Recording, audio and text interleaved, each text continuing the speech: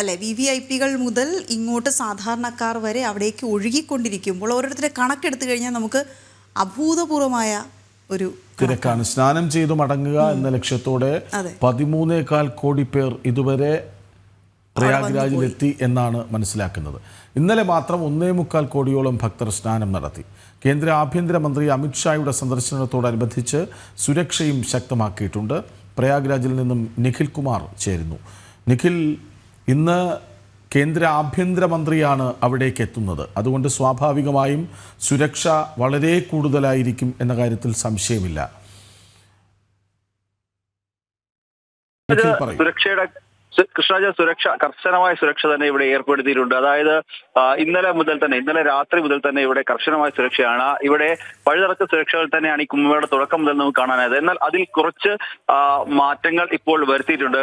കാരണം കഴിഞ്ഞ ദിവസങ്ങളിലൊക്കെ ഈ കുംഭമേള നഗരിയിലേക്ക് നമുക്ക് ഇതോടുകൂടി സ്പെഷ്യൽ പാസോട് കൂടിയ വാഹനങ്ങൾക്കും ഒപ്പം തന്നെ പ്രാദേശിക വാഹനങ്ങൾക്കും ഈ റിക്ഷകൾക്കും ഒക്കെ പ്രവേശിക്കാൻ സാധിക്കുമായിരുന്നു. എന്നാൽ ഇന്നലെ മുതൽ അതിന് ഒരു മാറ്റം വരുത്തിയിട്ടുണ്ട്. അമിത്ഷായുടെ സന്ദർശനത്തോടനുബന്ധിച്ച് ഒപ്പം തന്നെ വരാനിരിക്കുന്ന ഷാഹി സ്നാൻ 29-ാം തീയതിയാണ്. ഈ രണ്ട് കാര്യങ്ങളും പരിഗണിച്ചുകൊണ്ട് ഇവിടേക്ക് വാഹനങ്ങൾ എത്തുന്നത്, ഈ കുംഭനഗരിയിലേക്ക് വാഹനങ്ങൾ എത്തുന്നത് പൂർണ്ണമായും ഒഴിവാക്കിയിട്ടുണ്ട്. അത് തടഞ്ഞിട്ടുണ്ട്. അതായത് ഇപ്പോൾ ഇവിടേക്ക് കാൽനടയായി മാത്രമാണ് എത്താൻ സാധിക്കുക. നേരത്തെ ഈ റിക്ഷകളും ഒപ്പം തന്നെ ഈ പ്രാദേശികമായ വാഹനങ്ങൾ, അതായത് ഉത്തർപ്രദേശ് 70 എന്നുള്ള രജിസ്ട്രേഷനുള്ള വാഹനങ്ങൾക്കും നേരത്തെ ഇവിടേക്ക് എത്താൻ സാധിക്കുമായിരുന്നു. നമ്മൾ ദൃശ്യങ്ങളിൽ കാണുന്നത് ഈ ഒരു തിരക്ക് തന്നെയാണ്. അതായത് തീർത്ഥാടകരുടെ വലിയൊരു ഒഴുക്ക് തന്നെ ഇവിടേക്ക് തുടരുന്നുണ്ട് എന്നുള്ളതാണ്. കൃഷ്ണരാജ് നേരത്തെ പറഞ്ഞതുപോലെ തന്നെ, അതായത് VIP-കൾ എന്നോ അല്ലെങ്കിൽ സാധാരണക്കാർ എന്നോ വ്യത്യാസമില്ലാതെ ഇവിടേക്ക് തീർത്ഥാടകരുടെ വലിയൊരു ഒഴുക്ക് തന്നെ തുടരുന്നുണ്ട്.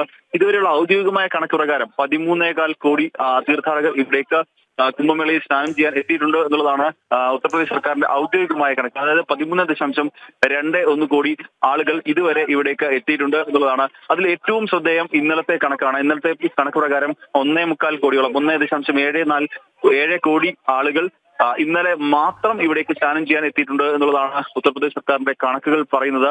അത് കഴിഞ്ഞ ദിവസത്തേക്കാൾ വലിയ കൂടുതൽ തന്നെയാണ്. കാരണം അതിന് മുമ്പത്തെ ദിവസം മിനിഞ്ഞാന്നുണ്ടായിരുന്ന ആ ഒരു തിരക്ക് എന്ന് പറഞ്ഞാൽ 1.25 അതായത് 1.25 കോടിക്ക് അടുത്തായിരുന്നു മിനിഞ്ഞാന്ന് ഇവിടേക്ക് എത്തിയ തീർത്ഥാടക തിരക്കെങ്കിൽ ഇന്നലെ അത് 1.25 എത്തി. ഇന്നിപ്പോൾ അതിലും വലിയൊരു തിരക്ക്. കാരണം കഴിഞ്ഞ ദിവസങ്ങൾക്ക് രാവിലെ ഈ പ്രദേശത്ത് ഇത്രയും വലിയ, നമ്മൾ ദൃശ്യങ്ങൾ നിൽക്കുന്ന സ്ഥലത്ത് ഇത്രയും വലിയ തിരക്കുണ്ടായിരുന്നില്ല.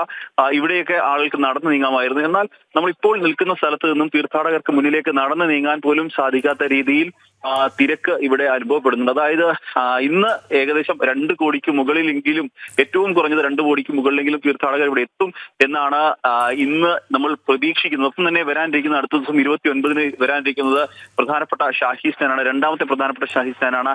അതുകൊണ്ട് തന്നെ അതിനോടനുബന്ധിച്ചും ഇവിടേക്ക് തീർത്ഥാടകർ എന്തായാലും ഒഴുകിയെത്തുന്നുണ്ട്. ഒപ്പം തന്നെ ഇന്നലെയും ഒക്കെയായി എത്തിയ തീർത്ഥാടകർ പലരും ഇവിടെ തന്നെ തങ്ങുന്നൊരു കാഴ്ച നമുക്ക് കാണാൻ സാധിക്കുന്നുണ്ട്. അതായത് അടുത്ത ഷാഹി സ്നാൻ കഴിഞ്ഞതിന് ശേഷം മടങ്ങുക എന്ന ലക്ഷ്യത്തോടെ ഇവിടെ തങ്ങുന്ന ഒരു കാഴ്ച നമുക്ക് കാണാൻ സാധിക്കുന്നു. എന്തായാലും 11.25 കൂടിയാണ് കേന്ദ്ര ആഭ്യന്തരമന്ത്രി അമിത്ഷാ ഈ ഒരു കുംഭ നഗരിയിലേക്ക് പ്രയാഗ്രാജിലേക്ക് എത്തുന്നത്. 11.25 കൂടിയാണ്. ശേഷം അമിത്ഷാ ഇവിടെ നിന്ന് പ്രയാഗ്രാജിൽ നിന്ന് അദ്ദേഹം സ്നാനം നടത്തി ത്രിവേണി സംഗമത്തിലെത്തി അവിടെ സ്നാനം നടത്തുന്നുണ്ടാവും. അവിടെ നിന്ന് അദ്ദേഹം ഈ ഒരു ഹനുമാൻ ക്ഷേത്രത്തിൽ, തൊട്ടടുത്തുള്ള ഹനുമാൻ ക്ഷേത്രത്തിൽ അദ്ദേഹം ദർശനം നടത്തുന്നുണ്ടാവും.